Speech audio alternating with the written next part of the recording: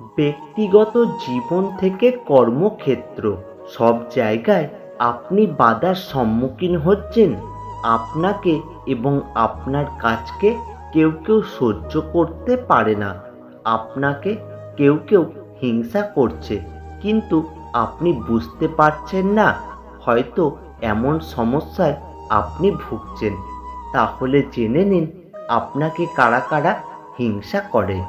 Number 1, আপনার নামে কেউ মিথ্যে গুজব রটাচ্ছে কিনা খেয়াল করুন। পিছনে মিথ্যা কথা অনেকেই বলেন, যারা আপনার সাফল্যর ঈর্ষাকাতর। যিনি আপনার নামে মিথ্যে অপবাদ দিচ্ছে, তিনি আপনাকে হিংসা করেন, এটা মনে রাখবেন।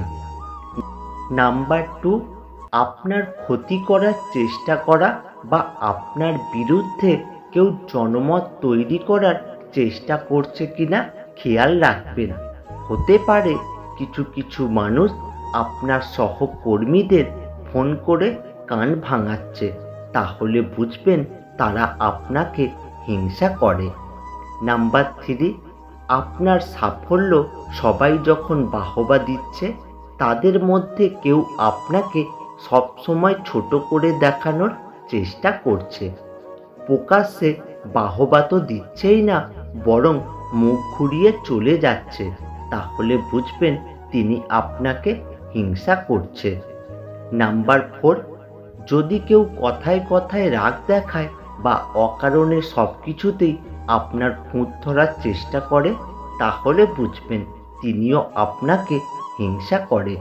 ইচ্ছা করে আপনার সব কিছুতে খুঁত ধরার চেষ্টা করে। নাম্বার 5, যে পথে হেঁটে আপনি অফিসে বা কর্মক্ষেত্রে ইনক্রিমেন্ট পেলেন, সেই একই পথে একেবারে অনুকরণ করে কেউ সাফল্য পেতে চাইছে, তাহলে বুঝবেন তিনি আপনাকে হিংসা করে, লুকিয়ে লুকিয়ে আপনাকে অনুসরণ করে। একটা কথা কি জানো তো, প্রতিটা কষ্ট মানুষকে শিক্ষা দেয়, আর সেই শিক্ষা মানুষকে একদিন বদলে দেয়। কম রোজগার করুন, তবে সৎ পথে করুন। হয়তো আপনজন কমবে, কিন্তু কখনোই আপনার আত্মসম্মান কমবে না। কেউ একজন প্রশ্ন করেছিল, আপনকে আর পরকে? উত্তর এলো সময়। সময় ভালো থাকলে সবাই আপন, আর সময় খারাপ থাকলে কেউ আপন নয়। পোকা আর ধোঁকা দুটো আলাদা হলেও গুণ কিন্তু একই। পোকা ফসলকে ধ্বংস করে, আর ধোঁকা মানুষের জীবন ধ্বংস করে।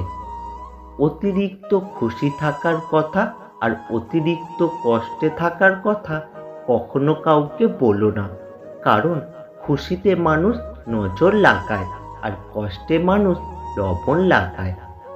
প্রতিটা মানুষের জীবনে অবশ্যই কিছু না কিছু কমতি থাকে, যাতে সে এটা বুঝতে পারে যে পৃথিবী ঈশ্বরের দ্বারা পরিচালিত হয়, মানুষের দ্বারা নয়। একটা কথা কি জানো তো, মানুষের আচরণ আমাদের মনে অবস্থান পরিবর্তন করে। এটা সবসময় মনে রেখো, ভালোবাসা হোক বা বন্ধুত্ব, তৃতীয় জনের কারণে সেই সম্পর্ক নষ্ট হয়ে যায়। যার বিচার আদালত করতে পারে না, তার বিচার সময় করে দেয়, আর সময় যখন বিচার করে, তখন কোনো সাক্ষী আর প্রমাণের প্রয়োজন হয় না। কয়লাকে শতবার ধুলেও তার ময়লা কখনো যায় না, ঠিক তেমনি কিছু কিছু মানুষ শিক্ষিত হলেও তাদের স্বভাব বদলায় না। যদি আপনি জীবনে বারবার আঘাত পেতে থাকেন, তাহলে নিজেকে দোষী ভাববেন না। শুধু একটা কথা মনে রাখবেন, যে গাছের ফল যত মিষ্টি, সেই গাছে সবাই পাথর ছোড়ে বেশি। আমি দুঃখকে জিজ্ঞেস করলাম, তুমি আমায় জীবনে বারবার আসো কেন?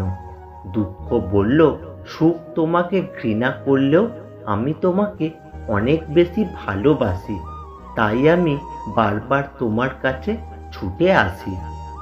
মানুষ যাকে সবথেকে বেশি ভালোবাসে তার থেকেই সবথেকে বেশি কষ্ট পায়। সত্যি কথা বলতে আমরা ভুলটা কোথায় করি জানো? গুরুত্ব না দেওয়া মানুষের কাছে আমরা গুরুত্ব খুঁজতে যাই। কথা যদি রাখতে পারো তবেই কথা দাও। কিছু সময়ের জন্য মন রাখার মতো কথা দেওয়ার কোনো মানে নেই। সৎ পথের অর্থ সৎ পথেই যায়, আর অসৎ পথের অর্থ অসৎ পথেই যায়। চুল আর সম্পর্ক ততদিন টিকে থাকবে যতদিন তুমি ভালোভাবে তেল দিতে পারবে। স্বর্ণের পরিচয় পাওয়া যায় পাথর ঘষলে, আর বন্ধুর পরিচয় পাওয়া যায় বিপদে পড়লে। নিজের ছোটখাটো ভুলের ক্ষেত্রে সচেতন হও, কারণ একটা ছোট্ট ছিদ্র একটা বিশাল জাহাজকেও ডুবিয়ে দিতে পারে।